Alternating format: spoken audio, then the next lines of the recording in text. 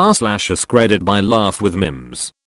Doctors of Reddit, what is something that you wish everyone knew about their body?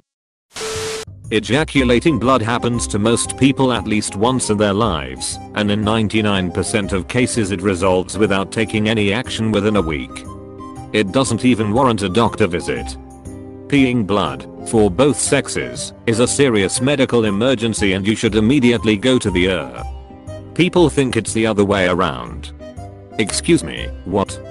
What's the cause on this? Seriously, I need to know now, because that sounds horrifying.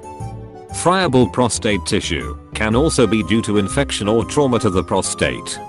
If it recurs, and there is no resolution with antibiotics, they put you on finasteride to shrink the prostate and make the cells chill out. Except when you have a vagina and tell the doctor you are peeing a huge amount of blood, they don't believe you that you're not just on your period. I will never not be salty about that experience. My experience was similar. Oh my god. You have a kidney infection. Why didn't you come in and see us when this first started? I did. You sent me home. The second time I came in, this time with pain, you told me you were not handing out narcotics. And I feel the same. I'm still pissed about it. If you could keep track of the assorted parts you've had removed or added, that'd be very helpful. I'm not saying you need to know whether your fundoplication was an ASIN or a door, but if you're complaining about belly pain, it would be nice to know that the last time you had belly pain they took out your gallbladder/appendix/sigmoid colon. And if you've ever had something implanted and they gave you a little card, that's not warranty information. That tells us if you're going to explode if you go in an MRI. Bring it. Otherwise it will be googled. Question about MRI that feels too dumb to ask my mother. Nurse, if I have metal retainer in my mouth, can I never get an MRI?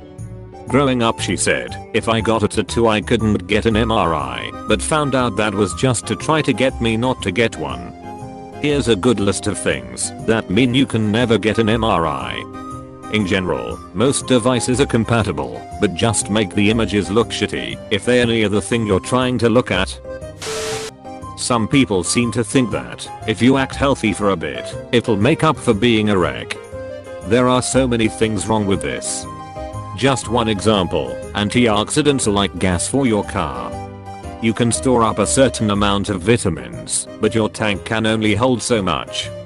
If you binge and overfill your tank, it doesn't do anything. You excrete it out as waste, and you can't expect to go the next several months without gas, just because you tried to overload it before. You're going to still need to get gas. Same goes for your fruits and veggies. Had someone tell me he went vegetarian for a few weeks, which meant he was done for the year. He was dead serious. Had a patient at risk for heart failure try to insist that if she stayed away from salt entirely for X days/weeks, she should be able to have her fill of McDonald's fries and ramen.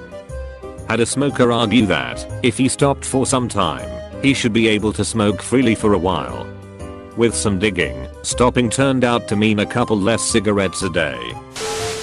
My phone is acting up, so if this has already been posted I apologize, but women, please do not use soap or douching products inside your vagina. It has a delicate pH balance and this is how you get yeast infections. Wash your labia, but do not clean internally.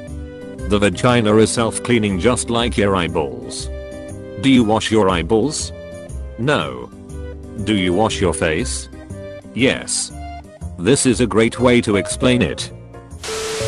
Don't do DIY surgery or hold off on reporting things that are obvious warning signs.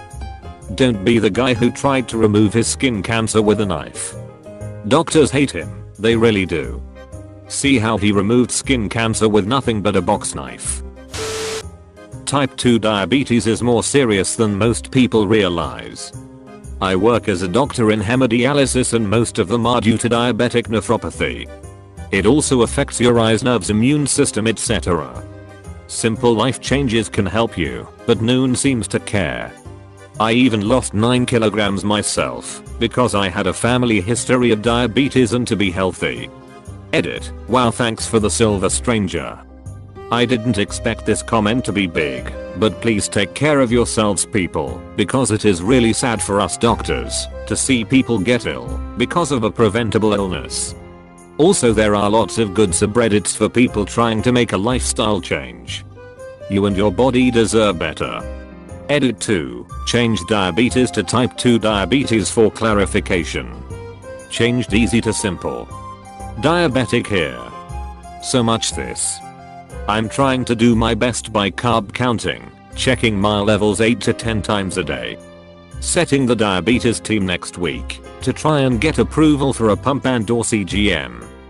I was diagnosed 23 months ago after severe acute pancreatitis which destroyed my pancreas and nearly killed me. Diabetes complications scare me.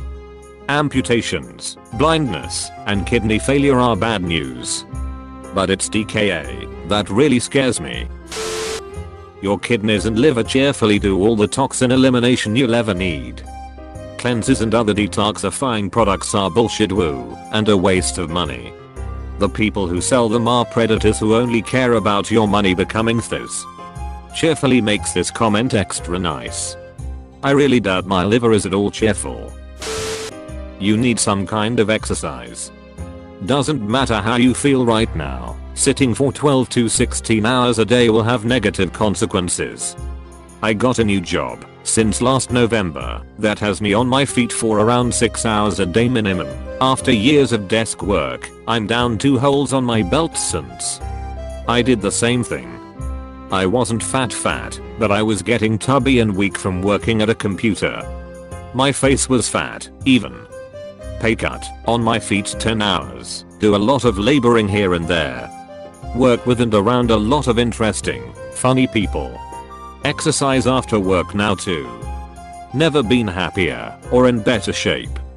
Nothing gets to me at the moment. I feel like being physically busy all the time has done something to my entire self. How to check for skin cancer. If you see any moles or anything that are A. asymmetrical, B. odd borders, like they are jagged or something, C. color, different colors, D. diameter, grows, E. evolves, go get it checked out. It might be skin cancer.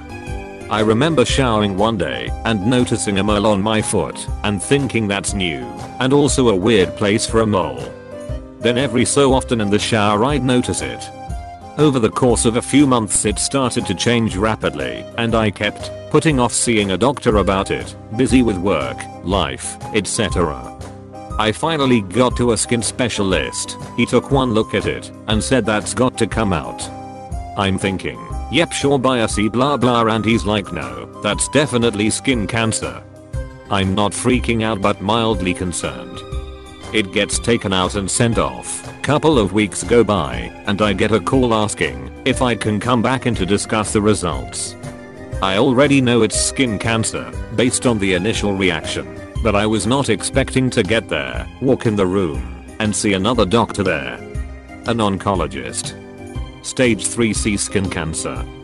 That I was not prepared for. They basically said that I was around 1 month away from being stage 4, terminal, with a life expectancy of 5 years. That was 18 months ago. I've had 3 major surgeries, plenty of tissue and 8 cancerous lesions removed since then. For now it's ongoing maintenance and checkups every 3 months. Long story short, go and get your skin checked at least 1 a year. No excuses. Many simpler diseases in the body can be compared to a car. When you don't get regular checkups and take regular care, it's not like you'll notice something bad happening right away. Just like how you won't notice a missed oil change a couple thousand miles later. But diseases like diabetes, high blood pressure, alcohol dependence, etc., they all sneak up on you. Just like how eventually that engine won't run as smooth. The second thing is that your body isn't like a TV remote where you pop out the old batteries and put in some new ones. You can't expect to come into a hospital and walk out feeling 100%. People have some unrealistic expectations of what doctors can do, and there is research which demonstrates how TV shows provide the public with these false beliefs. I'm a Grey's fan also, but it's not real medicine. The first line treatment for most of our common diseases is, wait for it, lifestyle modification. It's not drugs. It's not surgery. 50% of newly diagnosed type 2 diabetics do not require anything more than diet and exercise. Cessation of smoking is the second best thing you can do for your health, and every little amount you decrease smoking has a profound impact. Again, you won't see it now, but you'll see it down the road, like the oil change. And if you do need meds, like how most will eventually need meds for their blood pressure, don't play around with it. Take it every day. Hypertension is called the silent killer. You can't really feel your blood pressure, but it's slowly damaging every artery and every organ in your body. And that comes down to the last point. Exercising is the key to a better life. If you put in the work, there is no upper limit. That's not an exaggeration, but the findings of a landmark paper that made news everywhere last October: not exercising is worse than smoking, diabetes, or coronary artery disease. It is the single best thing you can do for a healthier life. Please like and subscribe for more. This is Laugh with Memes. Goodbye.